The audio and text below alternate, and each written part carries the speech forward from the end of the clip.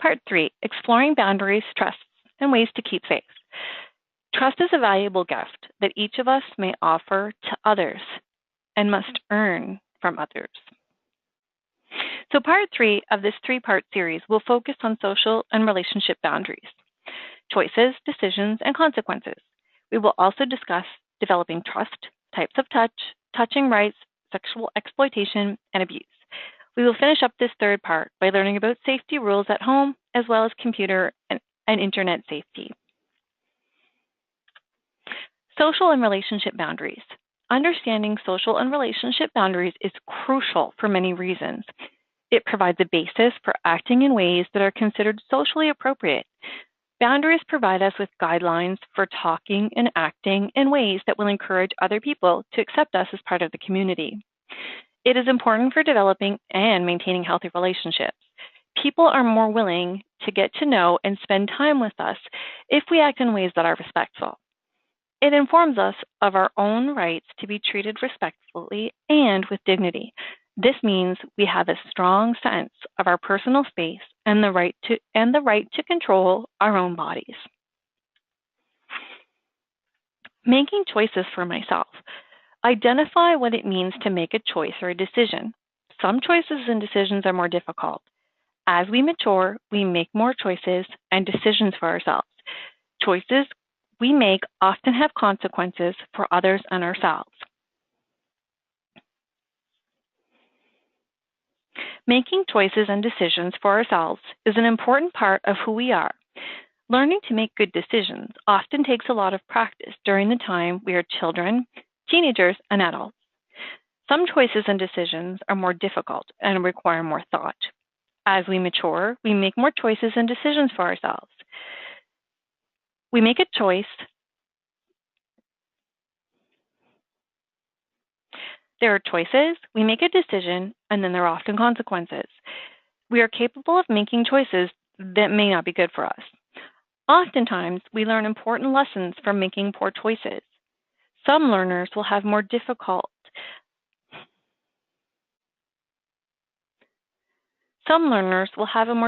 time than others making choices and decisions. Some people require more time to make decisions. This needs to be respected. What is a decision? It's about choosing between 2 or more different things or activities, making up our mind about what to do or say, sometimes based on what we like or do not like, sometimes based on our feelings about different things or people, sometimes based on what we think is right or wrong. Remind learners that even as we learn to make our own decisions, we often rely on other people to help us.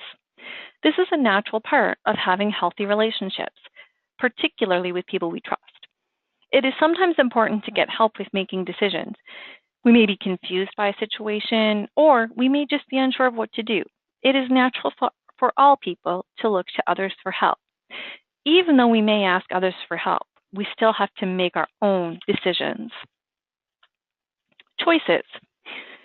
Making good choices and decisions teaches taking responsibility for ourselves, helps us become more assertive and less vulnerable, helps us develop positive and healthy relationships with others.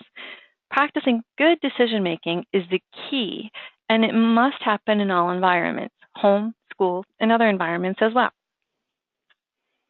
Consequences. Consequences are things that may happen when we make decisions or choices. Some consequences may be good for us or other people, bad for us or other people, harm us or other people in some way. There can be consequences for a variety of types of decisions that may seem easy to make or more difficult to make. Making good decisions for ourselves often involves thinking about what might happen if we make a particular choice. Getting help with decisions. When we are unsure, when we need help, when we have to make a decision on something for the first time, when we have strong feelings, when the decisions we have to make will also affect other people. So who could we ask for help? Ask people you trust or people you know who care for you. This could include a mother or father, brother or sister, a grandparent, an aunt or uncle, a close friend, or a teacher. Developing trust. When young, we tend to trust others unconditionally. As we grow older, we learn that some people are not reliable and, in fact, may do things to hurt us. They are not trustworthy. We need to learn about trust over time. Need to move from being someone who trusts absolutely to someone who trusts conditionally. We may want to let our learners know that trust is having the belief and confidence that another person will be honest and reliable. And there is a shift that has to take place from trusting everyone to only trusting some. Learning to trust conditionally is an important social and personal safety skill. It involves critical thinking and asking questions about our relationships with others. For some, critical thinking is difficult. However, basic skills can be learned. Our learners may have a hard time deciding who to trust and at what level. How is this making me feel is a good question to ask ourselves. Good or bad? Trust your feelings. The more people we have in our lives that we trust, the safer we are. For example, if you aren't present for an activity or social event, people will notice. We need to give our learners opportunities to make friends so that they can develop this trust and, in turn, be safer. Now we're going to look at types of touch. To the fullest extent possible, learners should understand when it is okay to be touched and when it is not. Talk with learners about touching and how it is a very important part of our relationships with other people. One type of touch, okay to touch you. You allow this to happen and makes you feel good or happy. Never okay to touch. You do not give your permission for this to happen, and that might or might not hurt your body or make you feel sad. Confusing touch. You are not sure about or makes you feel worried or uncertain. Some types of touch can be confusing to our learners. For example, having a pap test, mammogram, or prostate check. Have a nurse present and explain that you understand that this is a confusing touch and explain why it is happening for health reasons. Okay, never okay, and confusing touch. Sometimes a touch may be okay or never okay, depending on who does it and how it happens. Often, this will depend on whether we give our permission for the touch to happen. Remind learners that different types of touching may be okay in certain relationships or with certain people. For example, if a doctor touches our private parts as part of a medical examination, this would be okay touch. If a stranger or acquaintance touches our private parts without our permission, this would not be okay touch. It might be helpful if the learner is told step by step what is happening. Example, during medical examination. Often, if you see changes in your learner's behavior, this is a good indicator that something may be off. Touching rights. Remind learners that every person has rights and responsibilities when it comes to touching. Our rights include to be touched only in ways that are okay and respectful, to be touched in a sexual and affectionate way only with your permission, never to be touched in a violent way, except by choice, like when playing a contact sport, such as football. Never to be touched in a way that is never okay.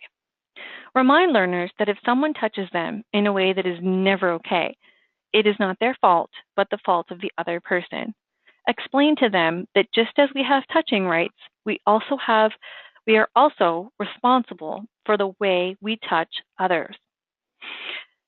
It's important for our learners to have a sense of self and self-esteem. If they have a strong sense of self and self-esteem, it will be much easier for them to express themselves and say no. Sexual exploitation and abuse. Sexual abuse takes away a person's right and is against the law. Examples: when someone touches your private parts, when someone gets you to touch their private parts, when someone looks at your private parts, when someone gets you to look at their private parts, oral, anal, or sexual intercourse without permission, When someone takes pictures of you without clothes on, when someone takes pictures of you without clothes on, when someone talks to you about sexual things. Learners need to learn to trust their instincts. It is okay to be curious, but to violate someone else is a problem. Exploitative and non-exploitative. When we need help getting bathed, clothed, cleaning up after using the toilet, when a doctor is examining our private parts, when, as adults, we decide to share our private parts with someone we care deeply about, boyfriend, girlfriend, partner. For learners, in these examples, touching is done with our permission, and this touching is okay. Exploitation is wrong even if the person is older and bigger, the person has done or promises to do favors or buy gifts. You like the touch to begin with, like tickling, and change your mind. It took you a long time to get up the courage or even to realize that it was not fair. The person is in charge, like a parent, teacher, a babysitter, a bus driver, and so on. Exploitation usually happens gradually over months or even years. It's usually not violent and usually involves tricks, treats, or special usually involves tricks, threats, or special treats. Usually involves someone the person knows and maybe loves. Almost always involves the exploiter wanting to keep his or her actions secret. May give people a warning feeling in their gut. Can involve boys and men as well as girls and women as victims. For learners, sexual exploitation and abuse usually happen with people they know and even trust. We need to make our learners aware without making them paranoid. If we teach our learners about healthy relationships, they may be able to transfer what they have learned into what is acceptable and what is not.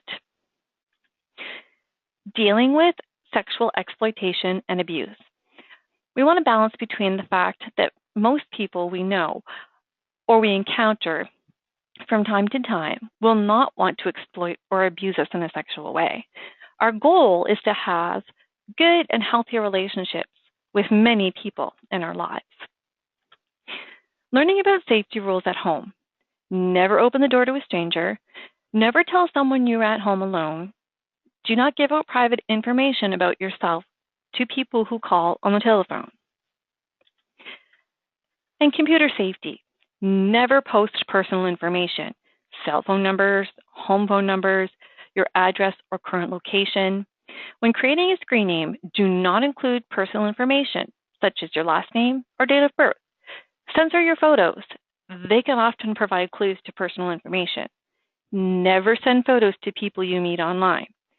Do not meet in person with someone you met on the internet. If someone asks you to meet, tell a trusted adult or friend right away. Do not share your password with anyone. Never download or install anything onto your computer or cell phone without first checking to make sure that it is safe. You may want to ask a trusted friend or adult. Use privacy settings. They're there for a reason. It is not always strangers that you need to be cautious of. Always use your best judgment. When in doubt, turn to a trusted friend or adult.